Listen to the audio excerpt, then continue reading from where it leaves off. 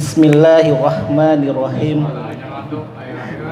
Assalamualaikum warahmatullahi wabarakatuh. Alhamdulillahi rabbil alamin. Assalatu wassalamu ala asrofil anbiya'i wal mursalin wa ala alihi wa sahbihi ajmain. Amma ba'du. Segala puji syukur kita kepada Allah Subhanahu wa taala yang telah memberikan kita kesehatan sampai hari ini. Kita bisa berkumpul di majelis muzakarah khair ya, yang selalu kita adakan setiap minggunya. Dan mungkin sebelumnya saya sebagai tuan rumah ingin mengucapkan terima kasih yang sebesar-besarnya kepada jamaah yang sudah bisa hadir walaupun cuacanya agak-agak mendung ya, hujan malah ya, hujan rintik-rintik. Di sini saya ada sedikit kutipan atau ceramah yang saya mau ambil adalah tentang syukur ya. Syukur kepada Allah Subhanahu wa taala. Di sini kita tahu syukur mempunyai makna yaitu berterima kasih dan menerima dengan sepenuh hati akan anugerah atau nikmat yang Allah berikan kepada kita.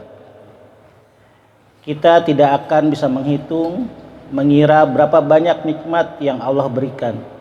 Mulai dari nikmat kesehatan, nikmat iman, nikmat masih bisa berpikir, dan berbagai nikmat lagi yang tak bisa kita hitung.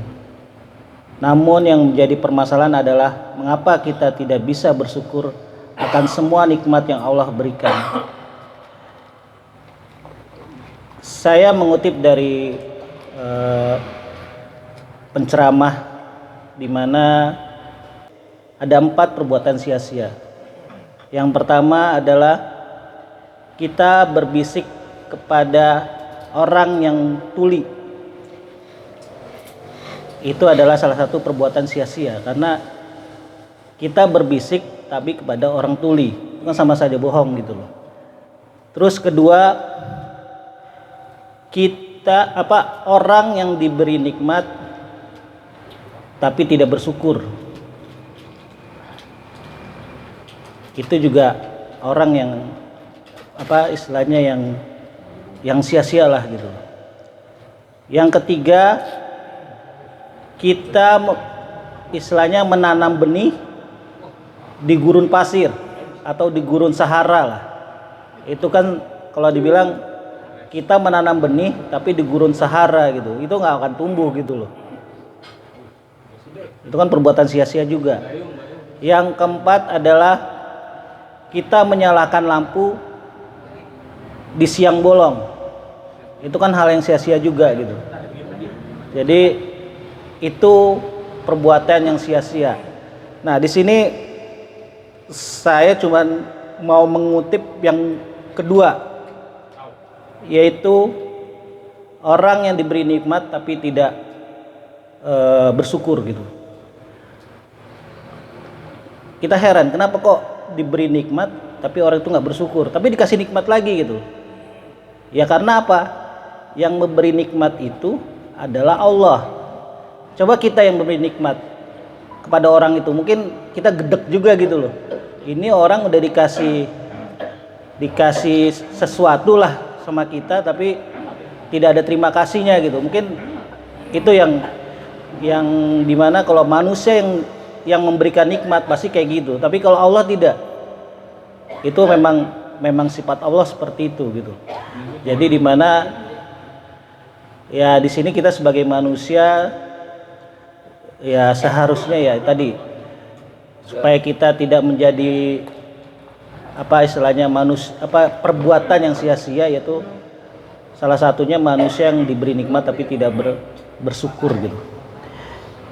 Kita kutip juga dari surat Al-Imran ayat 7, yaitu sesungguhnya jika kamu bersyukur pasti kami menambah nikmat kepadamu, dan jika kamu mengingkari nikmatku, maka sesungguhnya azabku sangat pedih. Maka dari itu apabila kita tidak ingin masuk ke dalam golongan orang-orang yang kufur, maka sehendaknya kita bersyukur dengan positif. Dari bersyukur yaitu dampak positif dari bersyukur adalah menghilangkan rasa sombong dan angkuh. Yang kedua adalah menyadari diri bahwa semua yang dimiliki adalah kepunyaan Allah semata. Wajah kita yang ganteng, itu yang ganteng ya, hanyalah milik Allah Subhanahu wa Ta'ala dan akan kembali kepadanya. Dan suatu waktu nanti akan kembali lagi kepada pemiliknya, yaitu Allah Subhanahu wa Ta'ala. Seperti kita memiliki harta, seperti kita memiliki mobil, memiliki motor, rumah, itu semua milik Allah, di mana kita suatu saat kita akan meninggalkannya gitu.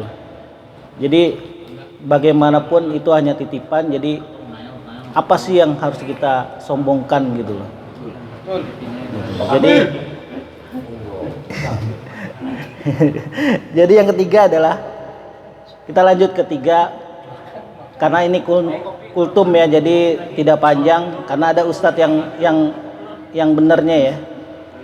Yang ketiga adalah menyadarkan diri bahwa kita lebih beruntung daripada orang lain.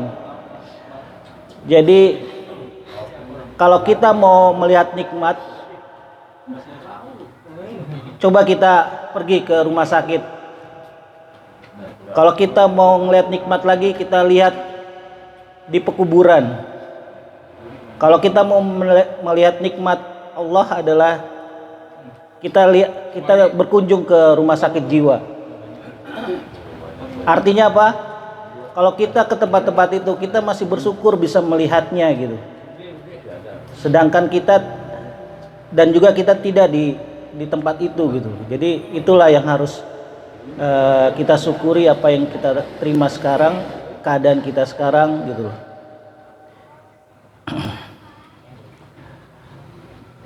Dan apabila kita tidak ingin kufur, maka kita jangan pernah sekali-kali memandang ke atas kita, tapi cobalah kita memandang ke bawah, karena dari situlah kita akan tersadar bahwa seberuntungnya kita dibandingkan orang lain.